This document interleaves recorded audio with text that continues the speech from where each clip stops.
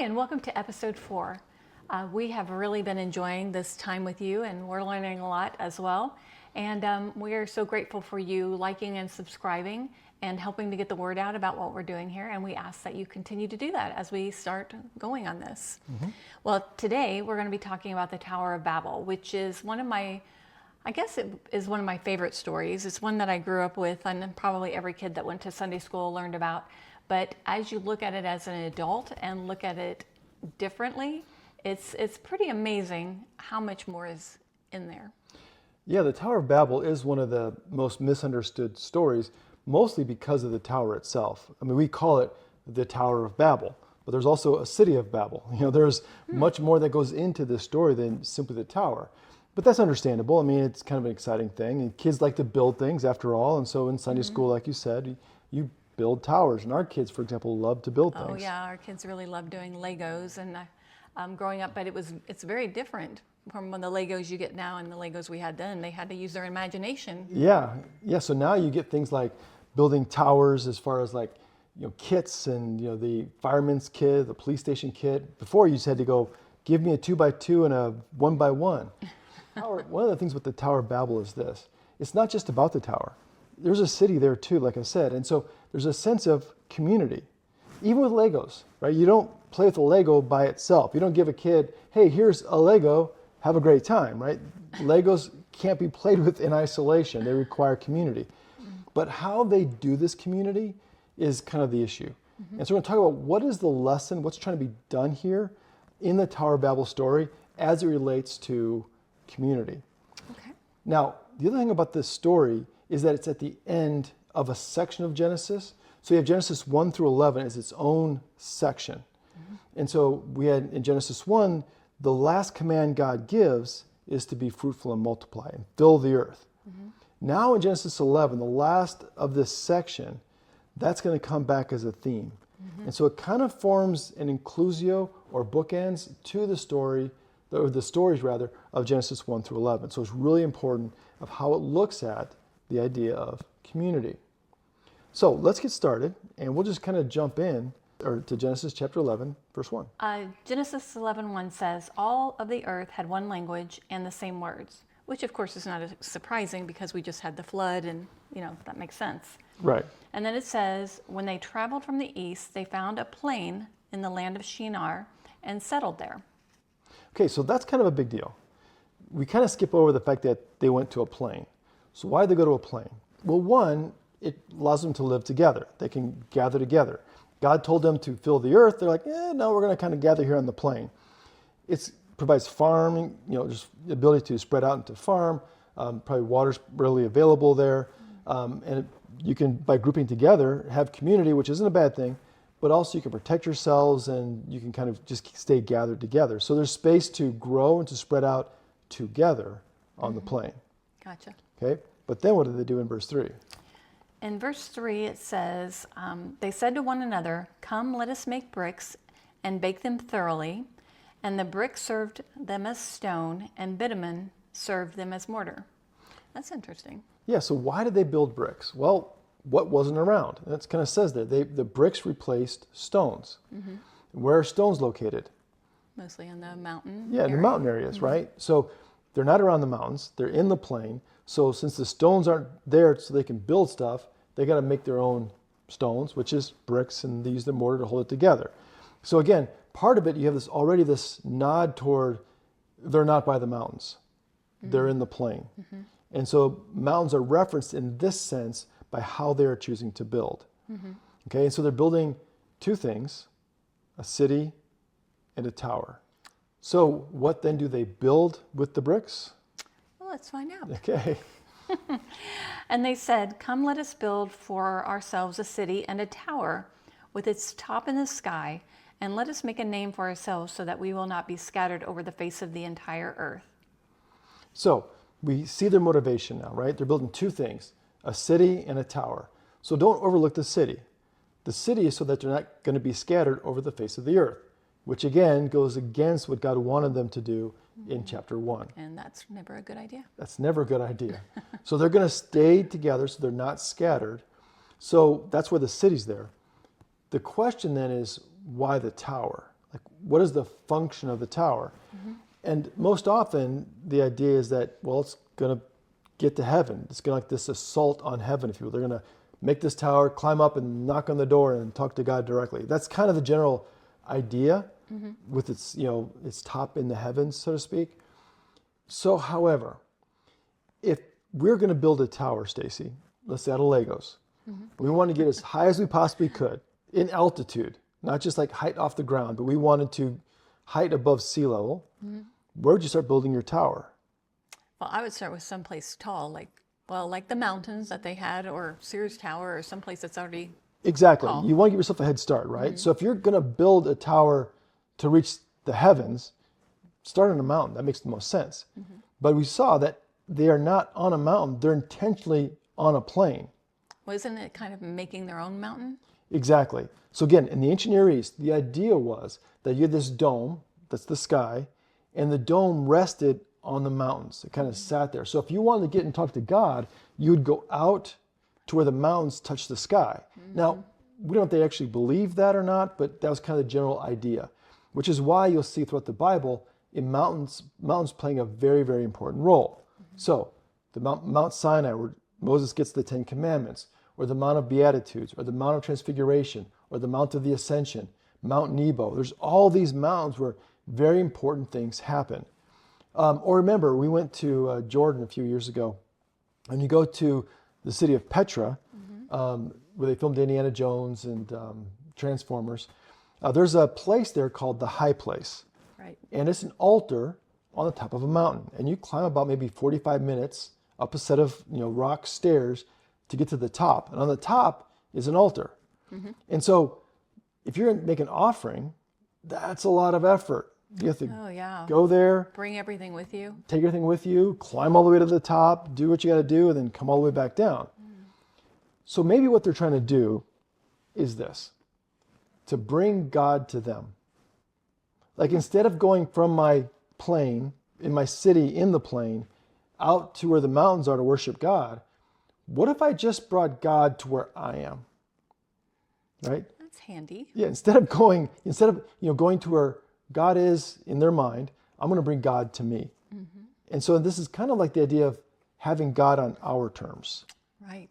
So most likely what this was like a ziggurat, a multi-leveled tower, 300 feet high, maybe 7 layers, that look like a pyramid or a mountain, where they can go to meet God because they brought the mountains to them. And heaven to earth.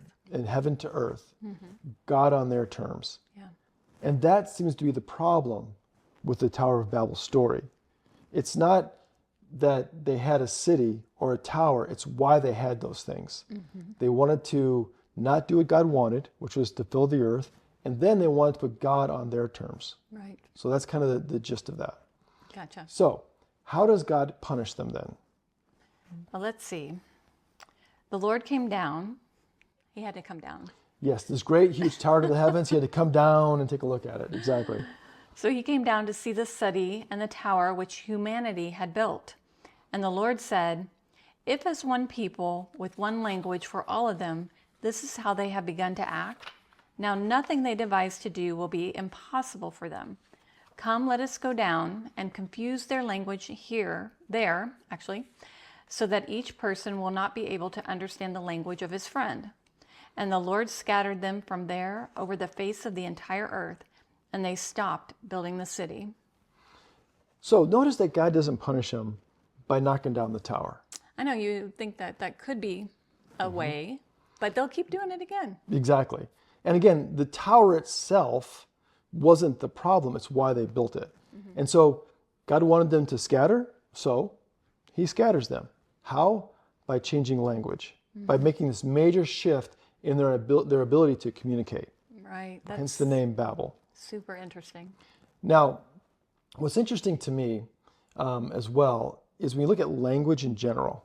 And this is what I love. This is what I was really excited for you guys to hear is, I don't know if you know that Frank has studied historical linguistics on a PhD level and knows a lot of languages.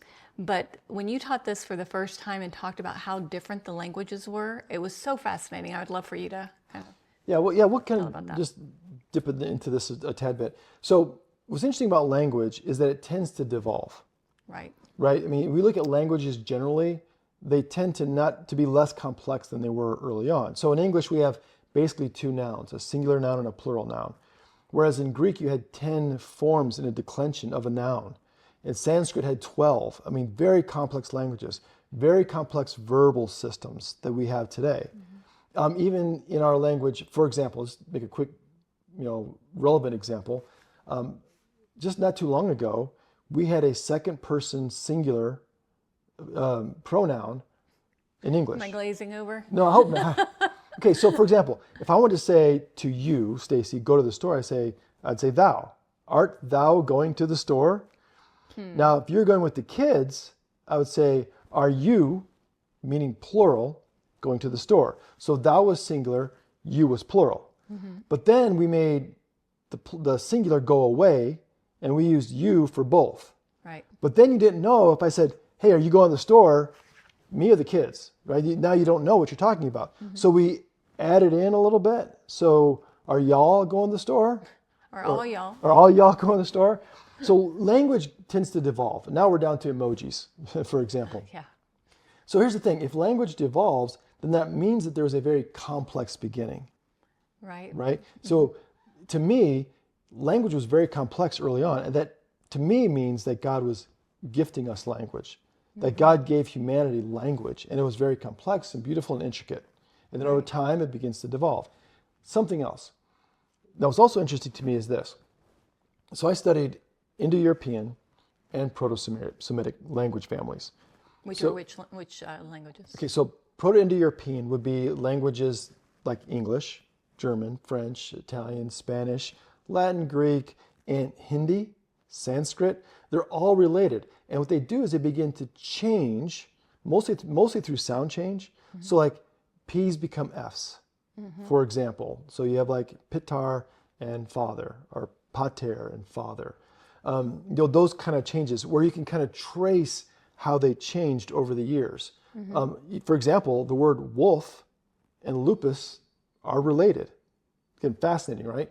But Proto-Indo-European was the beginning, and they kind of changed throughout time. And proto, is that what? Proto means first. It's like this, we don't have it, but like this idea of a first language, they all kind of go together like in a language family tree. Okay. Proto-Semitic was different. So you're talking like Hebrew, Amharic, Arabic, that language family. It handles language differently. And this is what fascinates me.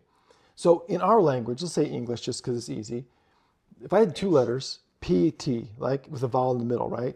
The vowel carries meaning, like lexical meaning, what it means. So if I say pit, pot, put, pet, all those are different things. They're unrelated. The vowel tells me if it's a pot or a pit or a pet, or just say to put, it's different. Yeah, it's interesting that they're completely different. Not related at all. Yeah. Let's look at in the Semitic world. It's different. It's based on 3-letter roots, which are consonants. So let's take HLK. If I saw HLK, those 3 consonants, it has something to do with walking. Okay. The vowels I put in there, halak, for example, would be the walking one, or to walk, or I am walking. It's the verb, the participle, the adjective. So the parts of speech are carried by the vowels. That's so interesting because to me, that makes way more sense than the way that It seems we to. do it. Well, even like English is right to left, Hebrew is left to right. So it's a completely different way of seeing language, of how the words go together, how the letters work.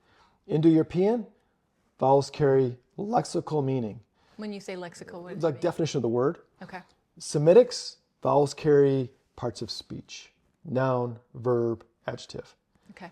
So that vast of a difference may relate to some event like this, where God's like, you know what, we're going to change how this works.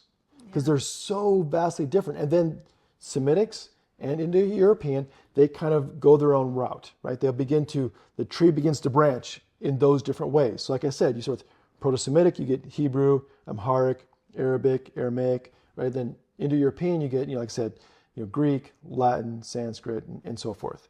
And so this event seems to kind of speak about something like that happening historically. And that's pretty fascinating to me as well. Oh, yeah. However, all of that's off topic. Interesting, but off topic. What's the point of the story of the Tower of Babel? And I think it comes down to this: why they built the tower, why they built the city. The city was because they didn't want to be scattered. And God said, nope, I'm going to scatter you because that's my will for you, to spread out and fill the earth. The tower, well, we want God on our terms. We're going to move God from where he is to where I am. And I'm going to kind of make it convenient for me as far as how I relate to God. Wow. That doesn't happen at all today. Right, exactly, right? So they're warnings for us as well. These aren't just historical stories that we say, oh, that was nice, right? It's a warning for us. Like, are we trying to go against what God wants for us? Right. Are we trying to make God convenient? Are we trying to make God on our terms, in our image, instead of who God is? Really important points that we can kind of take with us as we move forward from the Tower of Babel. Yeah, I think that's a really great thing for us to look at, because in the busyness of the world, finding convenience is a top priority. And so, but we need to make sure that God isn't one of those things that we're trying to make convenient. And then something you brought up earlier, Stacey, when we were talking about this, you know, it is interesting. At the end of the Gospel of Matthew, Jesus kind of gives his last statement to the disciples in Matthew 28. And he says, go and make disciples of all nations. Right. Which kind of goes back to this too.